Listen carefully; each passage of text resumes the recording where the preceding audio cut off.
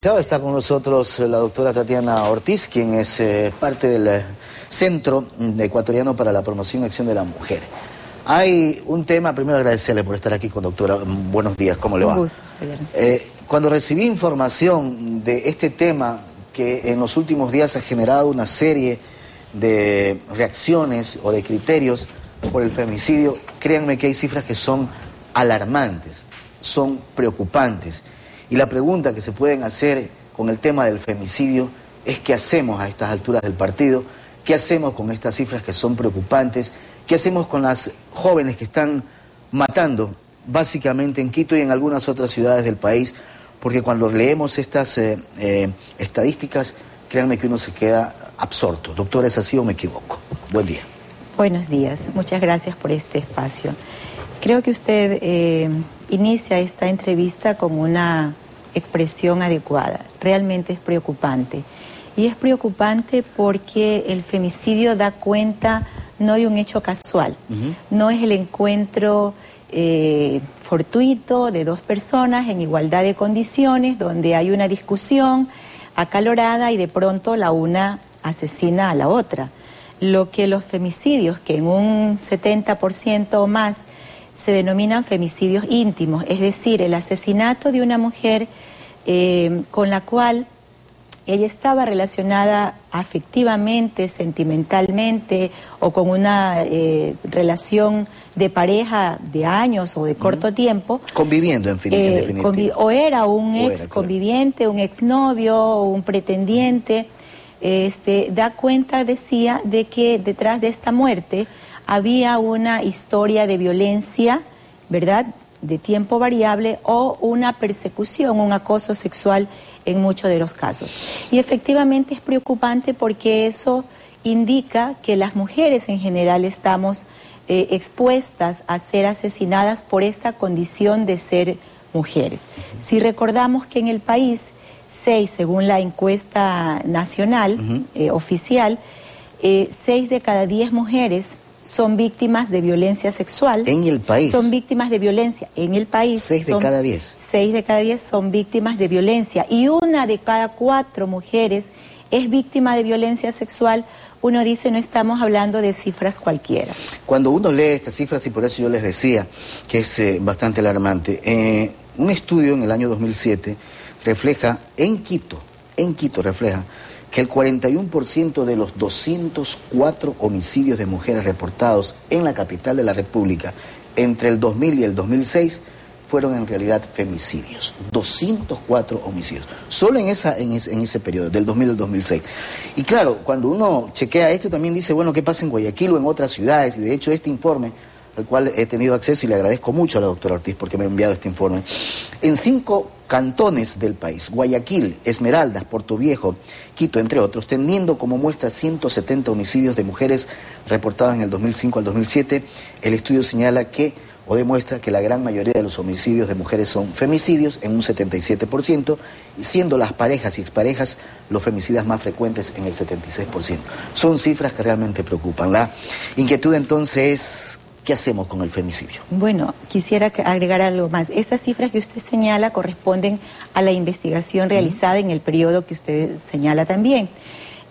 Pero además, esta es una introducción para presentar la investigación hecha en Guayaquil, que devela no solo cifras, que devela, por ejemplo, que de los 737 casos, del total de los casos ingresados a la Fiscalía como homicidios, de estos 137 casos de homicidios en mujeres, realmente no fue posible establecer con certeza que se trataban de femicidio, y apenas 46 de esos 137 casos pudimos realmente establecer con certeza que se trataba de femicidio. Usted me preguntará, tal vez dirá, entonces tal vez no eran. Bueno, el problema real que demuestra el estudio es que no existía o no existe suficiente información de los casos. De estos 137 casos de homicidios en mujeres, que podría fácilmente deducirse que más del 70% eran femicidios, no había suficiente información, no se conocía en algunos casos la edad de la víctima,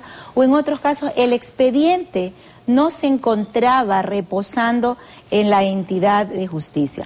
lo cual da cuenta entonces de una cadena de impunidad que desde luego no se inicia en la instancia de justicia, sino que se inicia mucho antes cuando en el ámbito de la sociedad en general la violencia se justifica y naturaliza. Y cuando hablamos de estas cifras, doctora, entre el 2005 y 2007, que también hay cifras muy similares, que hablamos del mismo porcentaje, el 76%, escuchen bien lo que ocurre. Estamos hablando que este documento al cual he tenido acceso añade que un 33,9% de los 62 casos de femicidio investigados se utilizaron armas de fuego y en un 29% armas blancas. La violencia es tal para un tema tan complicado, tan grave, porque también entonces la pregunta que cabe es, ¿debemos tipificar este femicidio entonces o no? Desde luego que sí. ¿Con cuántos años?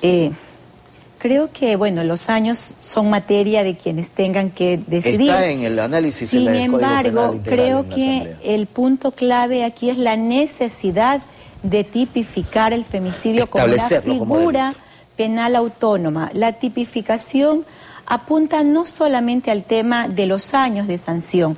La tipificación se convertiría entonces en el país en un elemento importante que permita una mejor investigación de los casos en cuanto configura esta figura penal de otra manera a un homicidio cualquiera.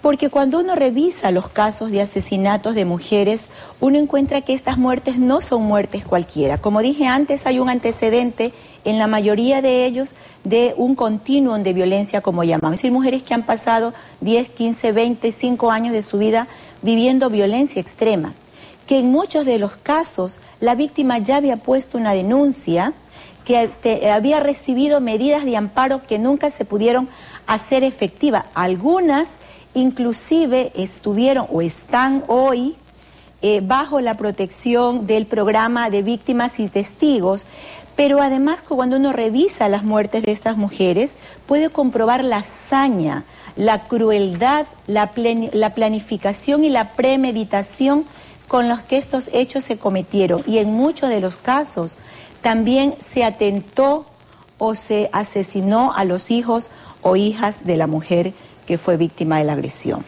Cifras que realmente, créanme que, o sea, a veces suena reiterativo decir esto, pero es que es preocupante. Casos solamente que en la Fiscalía se han dado en el 2010, 13, en el 2011, 18, en lo que va o lo que iba del primer semestre del 2012, 9. ¿Con cuánto habrá cerrado el 12?